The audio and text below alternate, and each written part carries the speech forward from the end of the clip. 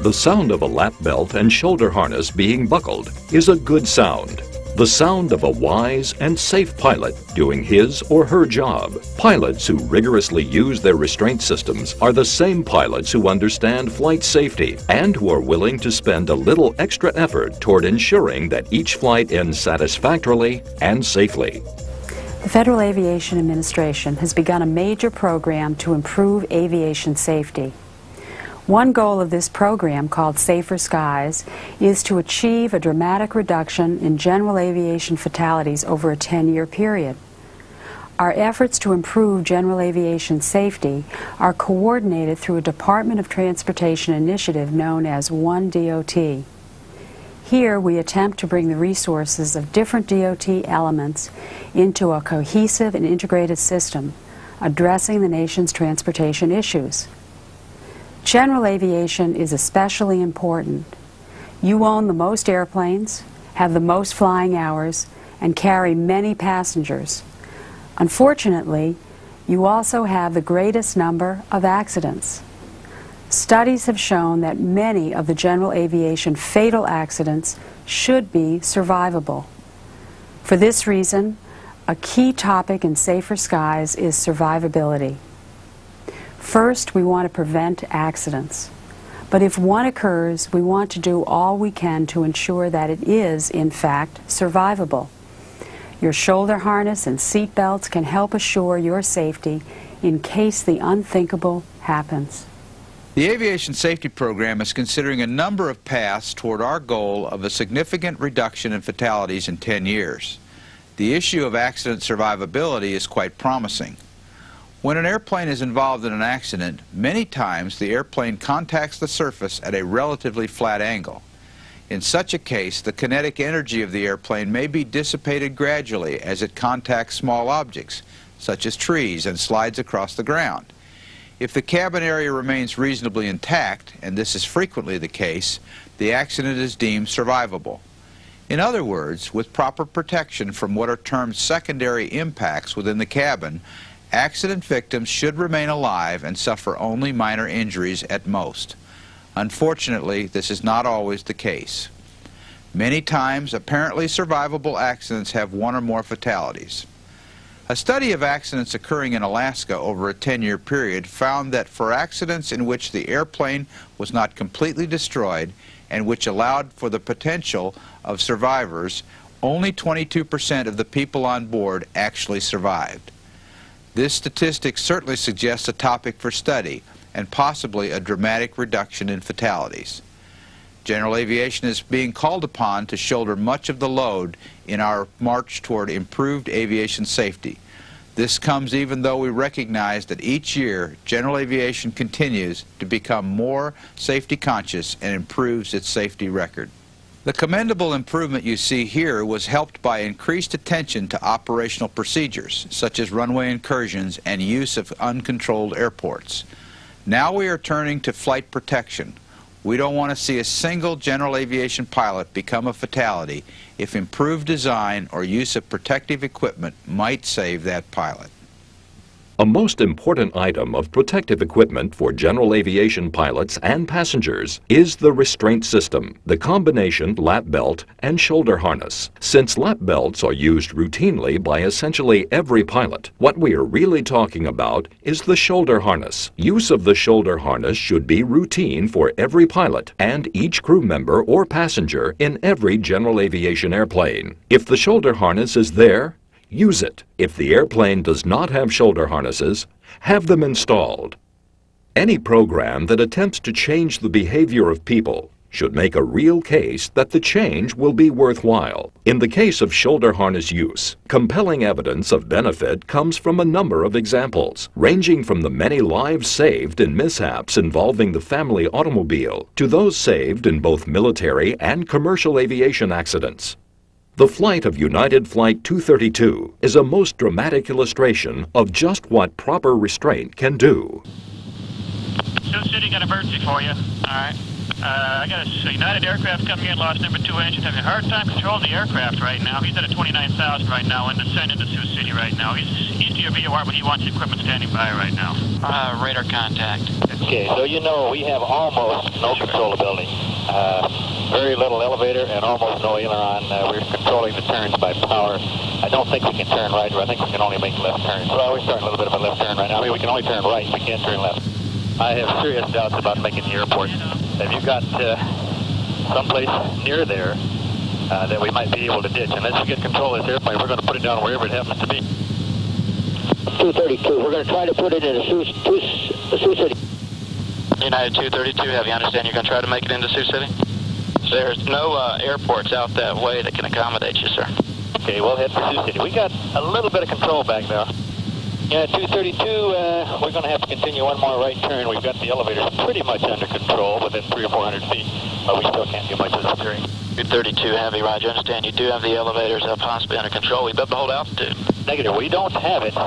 We are better, that's all. I think under the circumstances, regardless of the condition of the airplane when we stop, we're going to evacuate. So you might notify the ground crew if we're going to do that. United 232 Heavy, you're going to have to widen out just slightly to your left, sir, to make the turn to final, and also that'll take you away from the city. Whatever you do, keep us away from the city. 232 Heavy, you're cleared to land on any runway. You want to be particular and make it a runway, huh? At the end of the runway, it's just a wide open field, so sir, so the length won't be a problem. Okay. Isolate this.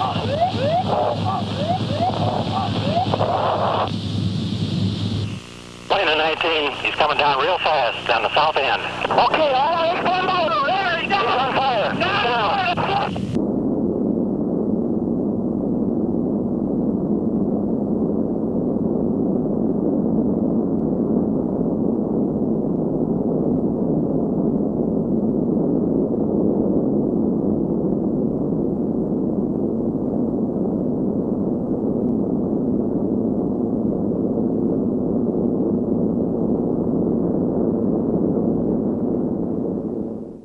After most passengers had been removed from the crash area of Flight 232, faint sounds were heard from one mass of jumbled debris. Rescue workers seen here investigating the wreckage began to recognize this as the aircraft cockpit and that the flight crew was still inside and, amazingly, was still alive. Bit by bit, the wreckage was lifted and each crew member extracted. The incredible manner of their survival is told by the flight captain. In 1989, I was fortunate enough, I think, to be the captain of Flight 232, DC-10 that made a crash landing in Sioux City, Iowa. We had lost all our hydraulic power, which meant we had no way to control the aircraft. And though we don't have a way of practicing that in flight, I think our training that we had through our training center came to play for all of us to be able to handle the situation as best we could. We got the airplane back to the runway at Sioux City, but unfortunately the touchdown itself, the aircraft went out of control. We lost 1/3 of our passengers, but the fortunate part of it was we were able to have 2/3 of the people survive. Anytime you have a crash, whether it's commercial or private, we learn lessons from that crash. And what I'm about to tell you now are the lessons that we learned on 232. Probably the most important ones was proper preparation and proper execution. The proper preparation. A lot of people had to be prepared. The flight crew was prepared through the training that we got on United Airlines. The ground crew was prepared through a drill that they had run a year before. And most importantly, the aircraft was properly prepared because of the way it's taken care of and maintained by United Airlines. At our crash in Sioux City, probably the most important part of the survival rate that we had, not only in the cabin, but especially in the cockpit, was that the aircraft had a proper restraint system that was able to maintain the crew locked into their seats through the terrible ordeal that we went through. Tremendous forces acted on the crew, but our restraint system held for us, both the seat belt and the shoulder harnesses. Probably more important than anything else were the shoulder harnesses, because they kept us from flying around the upper body, flying around the cockpit and being damaged. And that was an extremely important part of our survival. The training that we had and part of the preparation was for us to be able to deal with what was an impossible situation. The training that the ground crew had was to be able to deal with this proper situation that would never, ever occur in a city as small as Sioux City. And then once again, how well the airplane was prepared by the maintenance department. And once again, I just have to keep going back to the restraint system that we had, the passenger seat belts, but more importantly, the crew's shoulder harness and seat belts.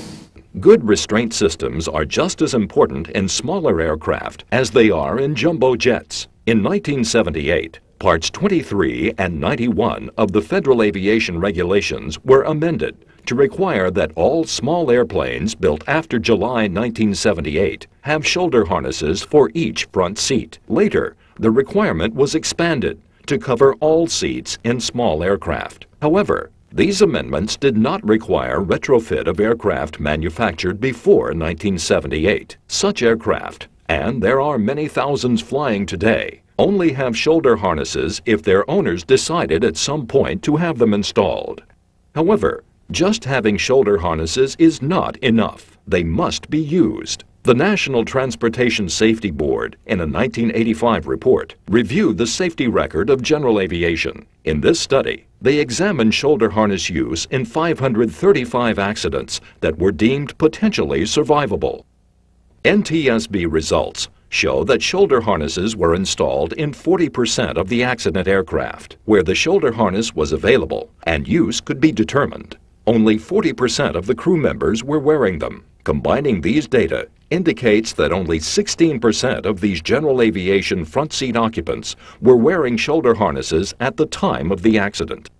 A decade after the NTSB study, the FAA reported on use of shoulder harnesses in the early to mid-90s. The FAA study represents the only review of shoulder harness use conducted on a national basis. As you can see, both shoulder harness installations in general aviation aircraft, 59%, and shoulder harness use, 72%, are far from universal. Estimates of the lives to be saved by full shoulder harness use are available from several sources. The two best-known estimates are shown in this table. When the shoulder harness amendments requiring installation in all new aircraft were made, the FAA estimated the amendments would save 1,875 lives within a 25-year period. The NTSB study of 1985 estimated a 75% reduction in fatalities through full use of shoulder harnesses. While there is no way to verify directly either of these estimates, the point has been made that shoulder harnesses save lives. If you have one, use it. Now we come to the question of installing shoulder harnesses in older airplanes. Here, the problem is more complex because a cost-benefit decision is involved. One way to look at it is through a decision tree approach. The decision tree analysis reflects the thoughts a pilot must go through in deciding about a shoulder harness retrofit. If he or she installs a shoulder harness, the cost of approximately $1,000 is a certainty. The benefit derives principally in the event of a major accident, where as a result of shoulder harness use, the pilot's injuries likely will be non-life-threatening, and the pilot will live to fly again. However, if the shoulder harness is not installed, the pilot saves $1,000, but may well pay a far greater price later. Analytic studies such as this decision tree analysis approach the problem one way. Supporting these studies are other data based on photographic evidence and survivor reports that also illustrate the need for shoulder harnesses. In this photograph, one sees an airplane that appears, for the most part, to be destroyed. However, the pilot survived with minor injuries and gives credit to the support provided by the shoulder harness as the airplane ground to an abrupt stop. A pilot does not gain maximum protective benefit simply by putting a shoulder harness on. There are rules and cautions to follow.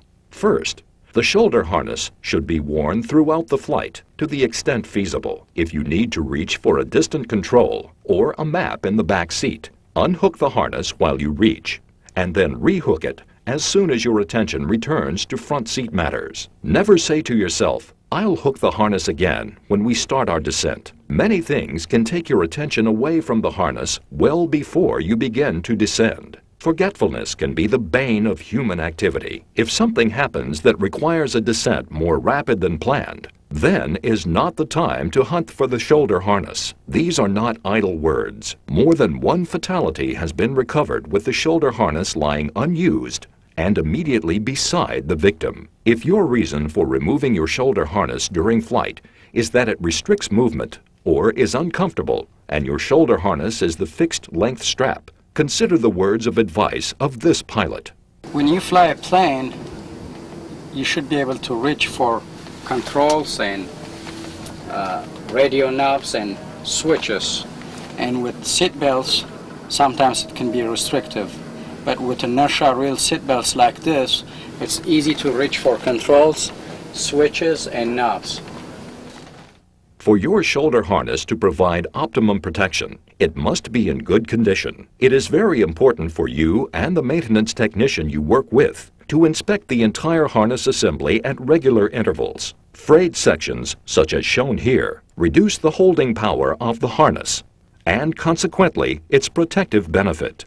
Another problem arises when stitching pulls out of a belt end, such as this. Lengthy exposure to sunlight or moisture can lead to fabric deterioration and fraying. Frayed belts should be repaired or replaced immediately.